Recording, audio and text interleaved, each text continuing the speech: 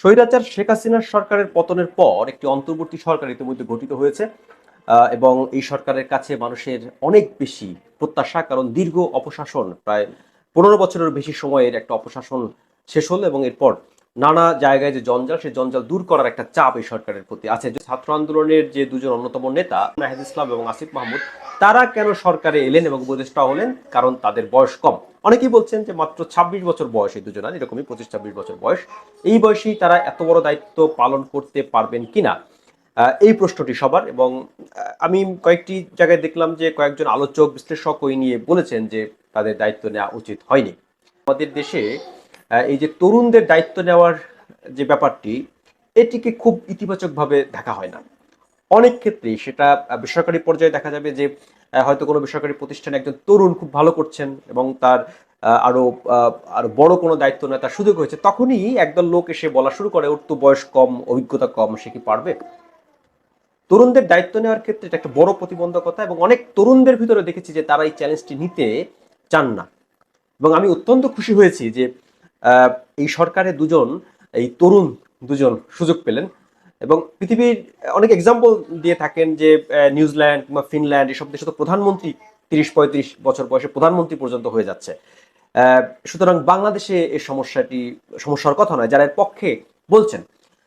এই উদাহরণটি যদি আমরা পাশেও রাখি, আমরা যদি বাংলাদেশের প্রেক্ষাপটটা দেখি, এখানে গত 50 বছরের বেশি সময় ধরে শাসন করেছে কারা? এই দেশটি নীতি নির্ধারণ করেছে কারা? খেয়াল করে দেখবেন যে বেশিরভাগই বুড়ো। এই বুড়ো শব্দটিতে অনেকের আপত্তি থাকতে পারে, কিন্তু আমি বুড়োই বলতে চাই, কারণ 50 ঊর্ধ্ব ব্যক্তিরা কিন্তু এই দেশের পলিসি নির্ধারণ করেছেন।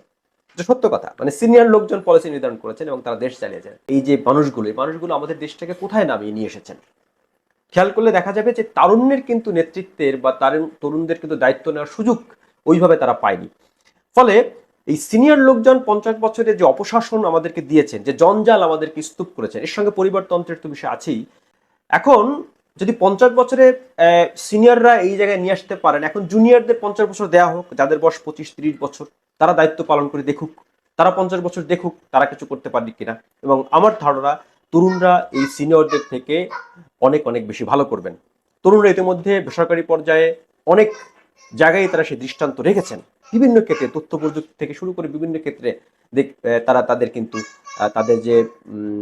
তাদের যে যোগ্যতা, সেই যোগ্যতার প্রমাণ তারা দিয়েছেন। এখন আসি এই দুজনের ক্ষেত্রে, নাহিদ ইসলাম এবং আসিফ মাহমুদ, তারা উপদেষ্টা হিসেবে কতটা সফল হবেন? এই সরকারের কাছে মানুষের প্রত্যাশা অনেকেই বলছেন তাদের ব্যর্থ হওয়ার সুযোগ নেই। এবং খুব একটা বাস্তবতা হলো যে রাজনৈতিক সরকার বা রাজনৈতিকভাবেই এসব আমাদের যে সমস্যার সমাধান করা বাঞ্ছনীয়। একটা অন্তর্বর্তী সরকারের কাছে মানুষের প্রত্যাশা অনেক, এ কারণেই যে রাজনৈতিক নেতাদের প্রতি মানুষের কিন্তু সেই আস্থা নেই। আমি ডিটেলসে নিয়ে একটি ভিডিও করব। এখন এই আসিফ মাহমুদ এবং নাহিদ ইসলাম তারা উপদেষ্টা হলেন এবং অনেকে বলছেন তারা পারবেন না, এত বড় মন্ত্রণালয় সামলাতে পারবেন না, তাদের সেই যোগ্যতা নেই, তারা ছাত্র, ইত্যাদি ইত্যাদি।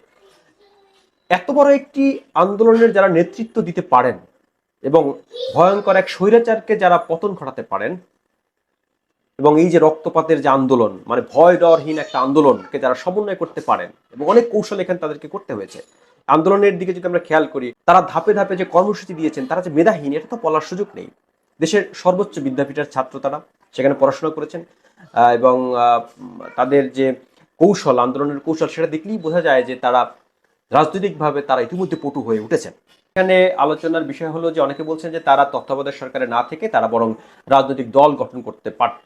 আমি একমত, এবং তাদের রাজনৈতিক দল গঠন করাই উচিত।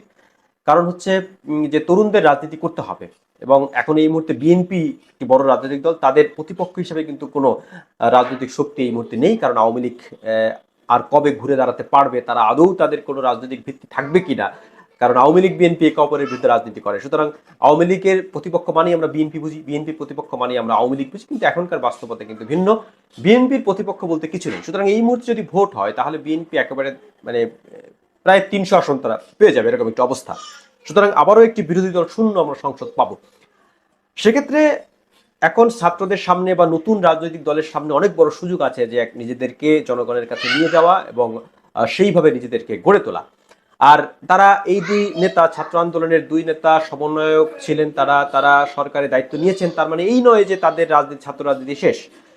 এই সরকারটি যতদিনই থাকুক না কেন এরপরেও তারা রাজনীতি করতে পারবেন, এবং এর পরের যে ইমিডিয়েট সরকার সেখানেই তাদেরকে এমপি মন্ত্রী হতে হবে এমনটি কোনো কথা নয়। ভবিষ্যতে তারা রাজনীতি করতে পারবেন, তাদের সামনে অনেক লম্বা সময়, তারা তৈরি হতে পারবেন। আর সরকারের সিদ্ধান্ত গ্রহণ করার ক্ষেত্রে, মন্ত্রণালয় চালানোর ক্ষেত্রে, মন্ত্রণালয় তো একজন চালাবেন না, আরো অনেক কর্মকর্তা থাকবেন, একজন সচিব থাকবেন এবং অন্যান্য উপদেষ্টারাও থাকবেন, যারা তাদের সঙ্গে নিশ্চয়ই তারা সমন্বয় করে সিদ্ধান্ত নেবেন। সুতরাং এটা তাদের জন্য একটা সুযোগও যে তারা সরকারের ভিতরে ঢুকে তারা অভিজ্ঞতা অর্জন করতে পারবেন।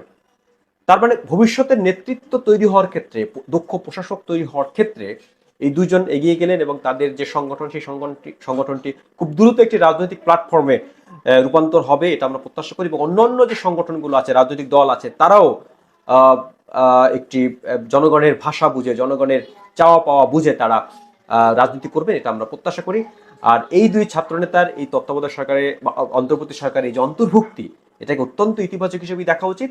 এবং বাংলাদেশের অন্য তরুণরা সাহসী হবে যে তারাও বড় দায়িত্ব নিতে পারে।